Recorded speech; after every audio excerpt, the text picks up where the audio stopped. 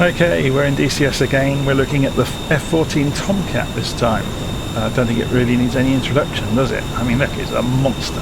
It's much, much bigger than any of the other fighters. It requires 2 people to fly the damn thing. So, let's go into the cockpit. We'll do a circuit, we'll do a touch and go just to get the feel of it. Then we're going to do some aerobatics, then we'll come in and land. So, full throttle. God, look at it vibrate. Let's turn the mirrors on. So I'm watching the analog gauges down the bottom. So we're coming up through 150 knots. Pull up, gear up. Stay level, get some speed up.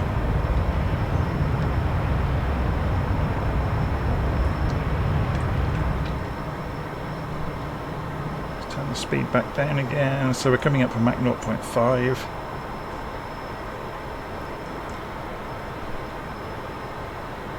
So we're going to turn to about 200 degrees to come back down the other side of the runway, and then we'll do a quick touch and go, and then we'll go and do some crazy aerobatics.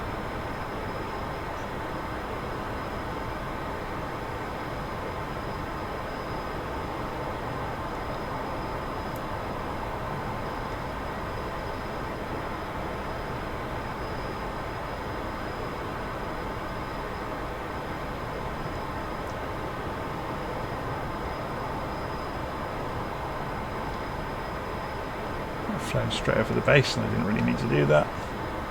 Been busy looking at other things in the cockpit.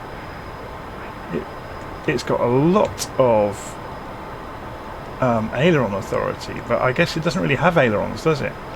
It works by, can we see it from outside? Yeah, you can see, look, it pushes the wings down.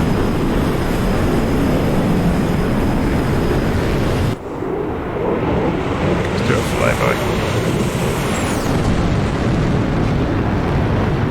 Okay, let's get back on track with doing this circuit, shall we?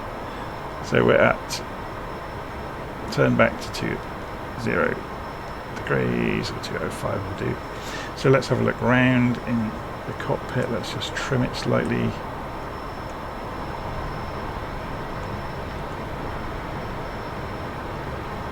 So you can see the runways over there.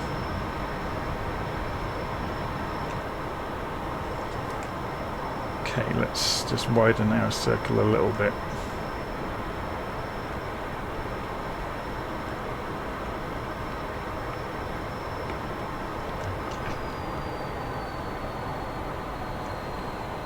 Zoom in a little bit so we've got a better view of the HUD. Notice that this is really kind of late 60s, mid 70s technology on this aircraft. It hasn't got, it's not the, this is the F-14B by the way, not the F-14D. Therefore you're not going to get a lot of the electronic cockpit assistance. You've got steam gauges, you've got tapes. So we're going too fast, and it's big and heavy, remember. So let's do a couple of turns. Look at the airframe vibrate.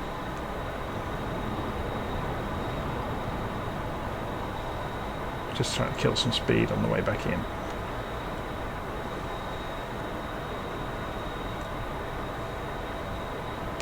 Okay, we should be good to go now.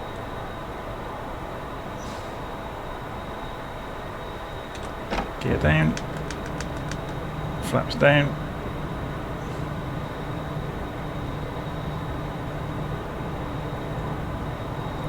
Air brakes out.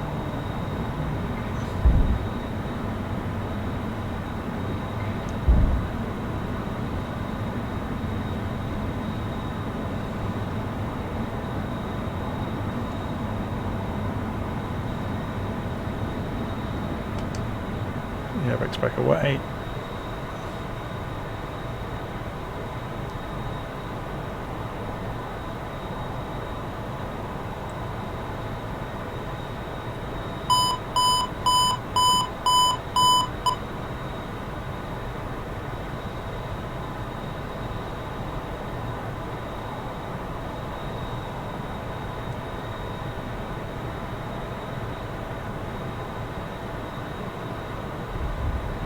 Down,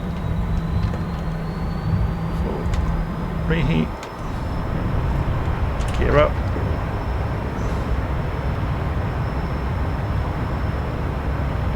Get some speed, and then we'll go for height and see what happens.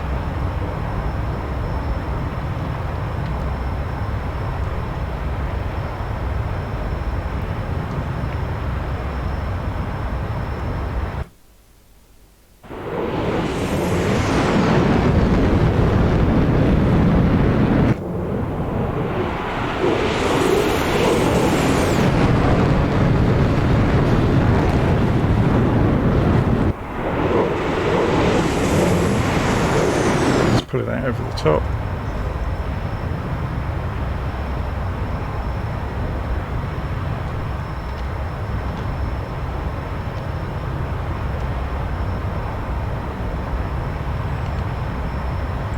Mach 0.5, so we've climbed up to 15,000 feet, so it's nowhere near as nimble as anything like the F-16, but you can probably fly about 3 times further on a full tank. Obviously, I think... Oh no, I've not got anything on the stores on this particular graph. So you can see the wings are sweeping all on their own. So yeah, it can do a trick that the F-16 obviously can't. And this thing can carry... Can you imagine how much stuff can fit along the fuselage? You know, any number of Sparrows and Phoenixes. And we've gone supersonic. So should we hear the boom?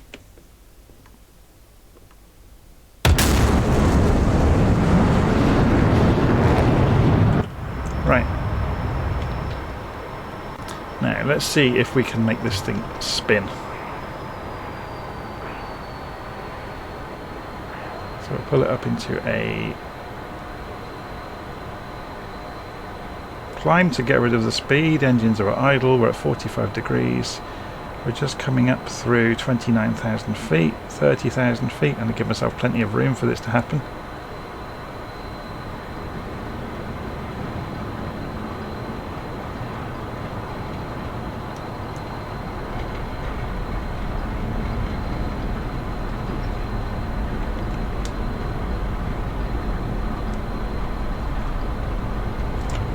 Trying to get it to do an accelerated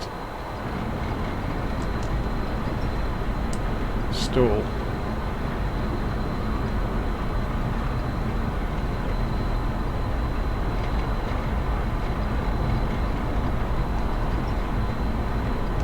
Right, that's got it. I can let go now. Okay, so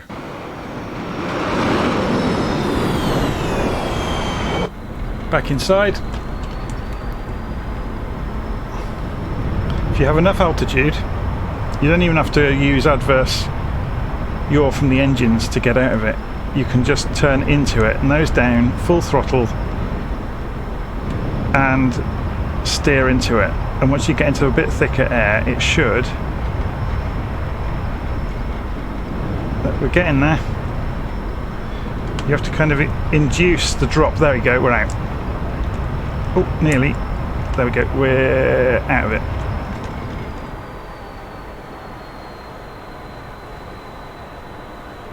Let's just gently pull out.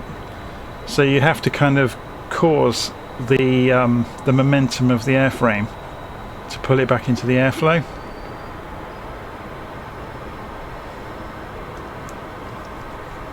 The much quicker way to do it is to only light one engine, and you light the opposite way than you're spinning, obviously, to force the airframe back. Okay, let's go back to... Where are we heading? Let's go and have a look at the map. So we want to be going 90 degrees left. Let's go back and land at Nellis.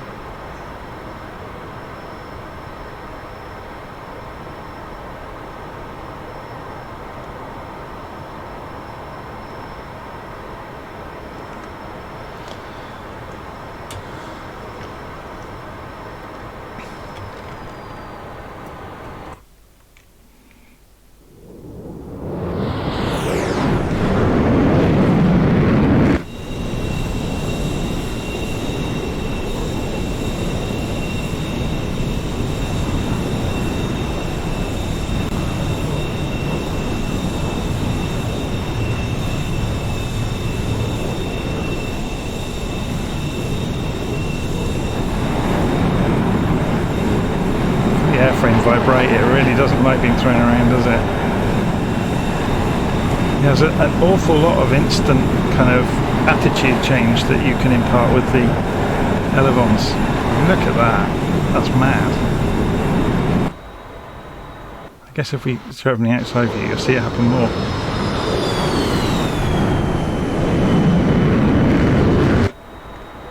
So I guess we'll fly around the circuit and come in the normal way. So zoom in.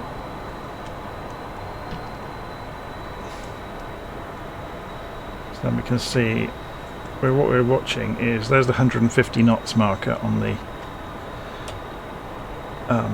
airspeed indicator. You obviously got altitude, radar altitude. It's pretty obvious stuff.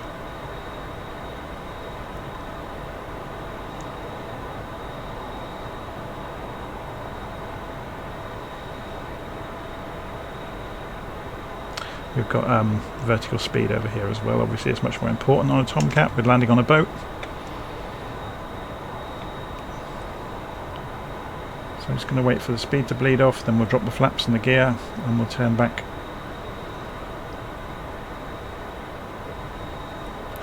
towards Nellis, which is over here.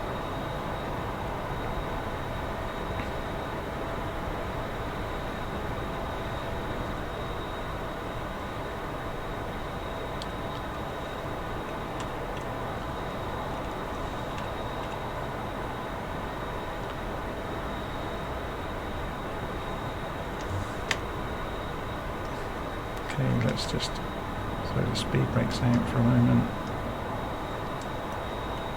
Gear down, flaps down.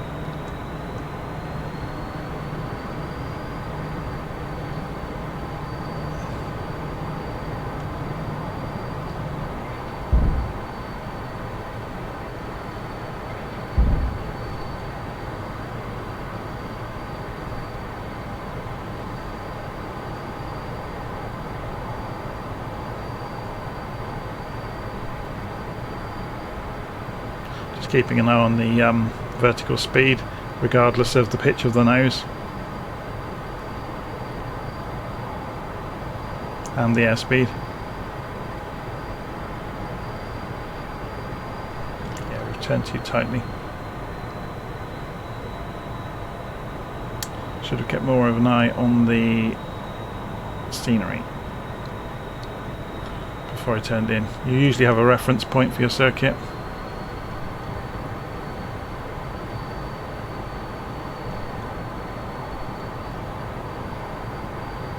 I've overdone it the other way. Oh, it'll be fine. I mean, because this thing can land on a very short runway with a catapult, can't it? Sorry, not a catapult, a steam cable, an arrestor cable.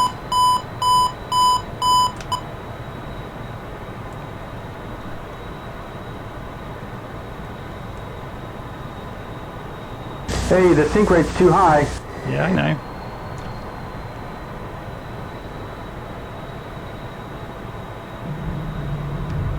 And we're down. So, wheel brakes.